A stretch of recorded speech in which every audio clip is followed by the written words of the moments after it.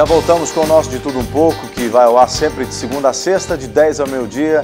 Programa que visa não só trazer para você um momento especial pela manhã, mas com muita informação, com assuntos que são importantes, relevantes, não é? E assuntos polêmicos, como o que vamos tratar agora com o professor Manuel Santos. Seja bem-vindo, que é professor de Ciência Política ali na UFMG, é vice-diretor também do Centro de Estudos Legislativos da UFMG.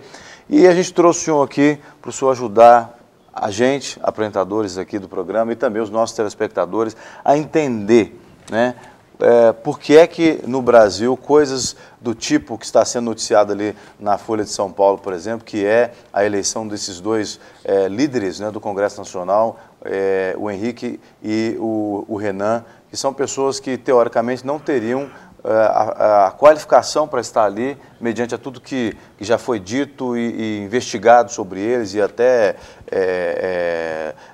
processos foram levantados contra essas pessoas. Em primeira instância, inclusive, julgados. Exatamente, foi dado o resultado, né, em primeira instância como válido do processo. Quer dizer, como que chega a esse estado, o senhor que é especialista em política, né, a essa situação? É difícil explicar para o telespectador. O sistema político brasileiro é complexo. Uhum. As casas legislativas, como o Senado e a Câmara, são organismos que funcionam com base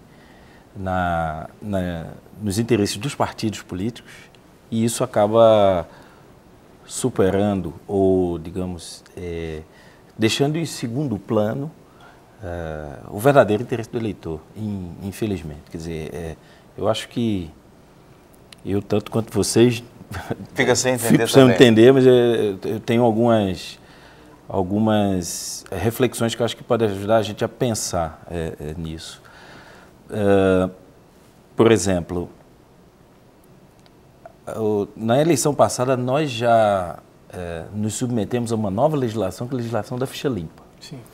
Onde uma série de candidaturas foi impugnada em função de processos judiciais transitados e julgados, pelo menos em primeira instância, que impediu uma série de candidatos de assumir e de se candidatar.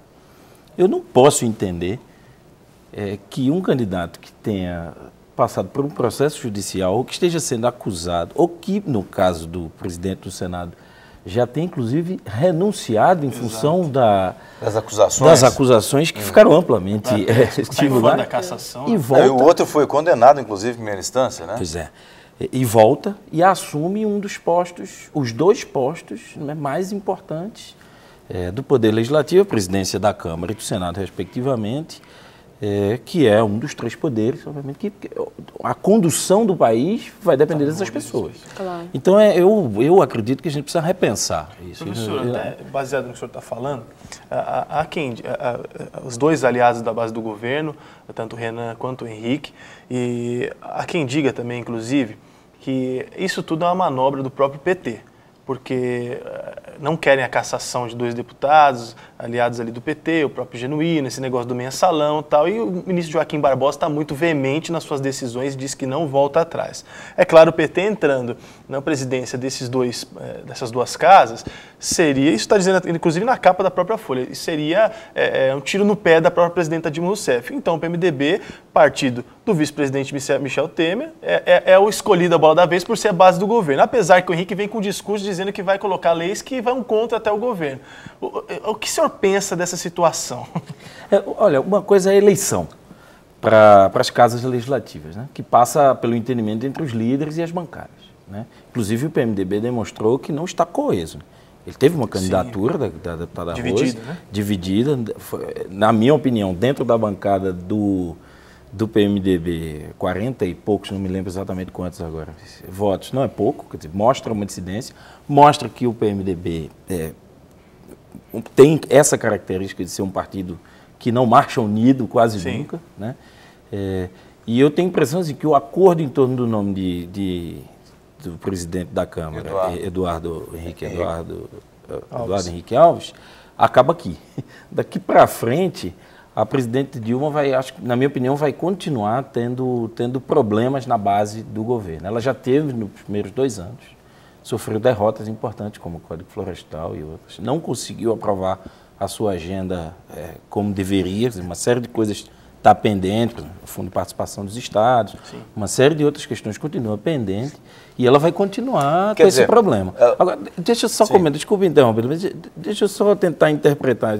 A bola da vez é o PMDB, mas na minha opinião, tanto é que acumulou as duas casas, Sim. mas na minha opinião não para resguardar o PT.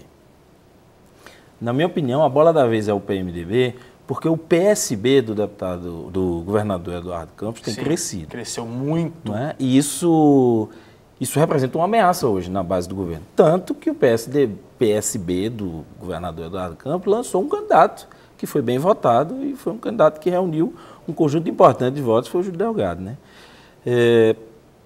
Já demonstrando que pretende negociar. Mas negociar em que sentido? Na minha opinião, a pressão do governador Eduardo Campos sobre o governo tem sido a seguinte: olha, nós queremos mais espaço. A gente tem força. A gente tem força. Claro. E ele está medindo forças o tempo todo, né? O que na minha opinião, pode estar acontecendo é que, diante dessa ameaça do PSB, a Dilma está fortalecendo o PMDB e disse, olha, vocês já estão comigo, vamos engrossar a fileira aqui para evitar o crescimento dessa nova força. Portanto, o cenário é completamente incerto. Agora, eu penso que as dificuldades serão em dois sentidos, na minha opinião. Primeiro, por essa composição política, né?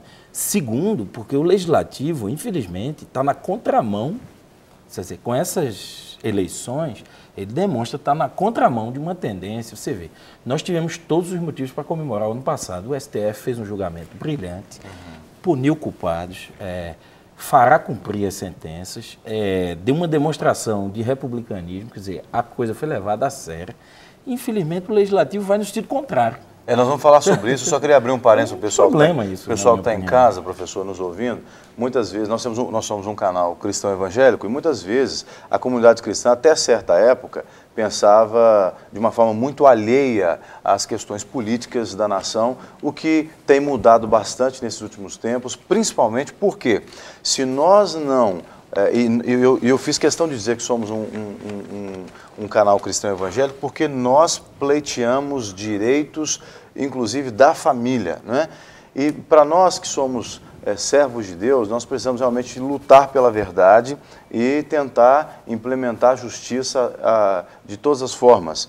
E se nós não cuidarmos das questões políticas, não nos atentarmos para isso, né, da mesma forma que o professor está dizendo aqui, por exemplo, que a presidente Dilma, ela não conseguiu aprovar certos projetos, ou seja, trocando em miúdos o que ele disse aqui é o seguinte, há um jogo de interesses nessas articulações políticas, né? E as pessoas só aprovam aquilo que é de interesse deles. Por exemplo, tem uma matéria ali bem curtinha na Folha de São Paulo falando do Tiririca, que é deputado federal, e o Tiririca não teve nenhum, tá até o título da matéria é até assim, pior que tá, fica, né?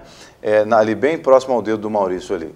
Então, ele não conseguiu aprovar nenhum de seus projetos, ali na matéria diz que ele já vai se desfiliar do seu partido, não vai concorrer novamente na próxima eleição, vai terminar o mandato em 2015 e pronto, acabou. Ou seja, por que nós estamos dizendo isso tudo? Porque percebe-se que o cenário político no Congresso está sendo armado para, como o senhor disse, fortalecer quem está no poder, né? Tem alguém chegando, tem um outro partido chegando, oferecendo risco a quem está no poder. Então, a ideia, como o senhor disse muito bem, a bola da vez é o PMDB, não para simplesmente para ajudar o PT, mas para manter toda essa base no poder, porque está chegando mais gente que pode, vamos dizer assim, arranhar um pouco essa posição. Então, todos os projetos vão ser aprovados de acordo com o interesse desse pequeno grupo. Inclusive, ano que vem, reeleição da presidente Dilma, que é muito importante. Ela quer ser reeleita, é óbvio que, né, a PT vai querer reeleição. Não sei se a presidenta Dilma não anunciou isso, mas o que a gente espera é que isso, né? Espera assim, que a gente entende que vai acontecer. Então, realmente, o PMDB é uma base que, meu Deus, hoje é interessantíssimo que esteja aliado ao PT, porque pensando nisso também. Né? Agora, eu fiz esse comentário para abrir a seguinte pergunta. Como é possível a população reverter esse quadro que está hoje? Por exemplo, o ministro Joaquim Barbosa está falando que não aceita, vai ser cumprida a decisão de cassação lá do Genuíno e do Paulo Cunha. Mas independente dessa cassação ser cumprida ou não, precisa ser vista essa questão aí também da eleição feita por esses votos secretos desses 2 líderes do Congresso. A população pode fazer alguma coisa para mudar isso, porque a gente vê que é como se eles estivessem dizendo assim, olha, o povo brasileiro é trouxa, nós fazemos o que queremos e ninguém faz nada com a gente. Quando colocam 2 homens que teoricamente, segundo a lei, são criminosos.